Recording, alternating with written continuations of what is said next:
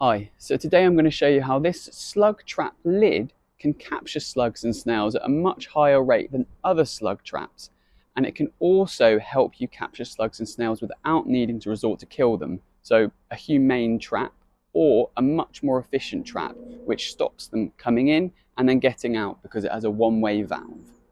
Most slug traps are easy for slugs to enter and exit, making them ineffective for killing and preventing humane capture. Many slugs simply feed on the bait and then leave, which isn't why anybody sets a trap. In this overnight time lapse where I tested the Slugvault slug trap lid, you can see how easily the slugs managed to enter it, drawn in by the smell of a little bit of beer I used as a bait to trap them, but I didn't put so much in that it would kill them. At the end of this video, I'll show you a really great tip on how you can use this lid to create a humane trap, which is a bit better than using a small amount of beer because once they've finished it, you'll stop drawing more in. I did this test to see how easily they managed to leave the trap with the lid compared to the one with no lid, and they really struggled to get out and never even got particularly close. They'd always climb directly up and then go around in circles, as you can see. Obviously, if your aim is to kill slugs, simply fill your trap up with enough beer that they'll drown in it. So I'll just speed the rest of the time lapse up now so you can see the rest of it at maximum speed, watching how they really can't escape, before I go through how to use it well humanely without killing unattended creatures like beetles, and also mention some of the benefits you may not have thought about. Also, what size containers it can stretch around. So I'm sure you'll agree that the lid helps a lot with trapping slugs. It works a lot like a lobster or a crab trap or a fish trap, which have been used for millennia, so super effective and simple. Finding a jar which fits this lid to make a DIY slug trap, which is highly efficient, or a humane trap, is surprisingly easy, and you're probably recycling multiple of these every week.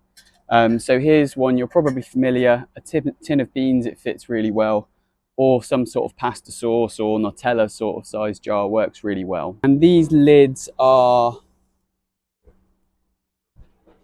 both about 7.5 to 8 centimeters in diameter. And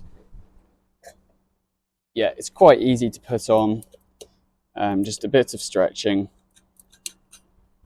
With a tin of beans or appropriate size container, the seal is good enough so that you can lie it on its side and any bait, like beer for example, isn't going to be falling out. Once you've put some bait in your trap and put the lid on top, you can either lie it down on its side or you can partially bury it. I wouldn't recommend fully burying it because then you might get a lot of bykill like beetles or other animals. And then you can just periodically take the lid off, have a little look inside, take any slugs that you may have out and rehome them or whatever else you're going to be doing with them. The Slugvault slug trap lid can function as a humane trap if you fill some gravel or sand above the beer line so that when they're drawn in, they're not going to be able to drown or really properly access the beer or whatever bait it is that you use it.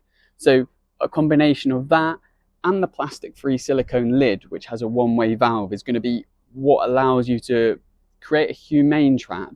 And then you can just simply take the lid off and then put the slugs and snails wherever you want them on your walk or something like that afterwards. Soon I'm going to be doing a video to see what sort of bait actually draws slugs and snails in strongest. Is it yeast, sugar and water, or what type of beer it is? So if you click subscribe, hopefully soon you'll be able to see that experiment. Thank you.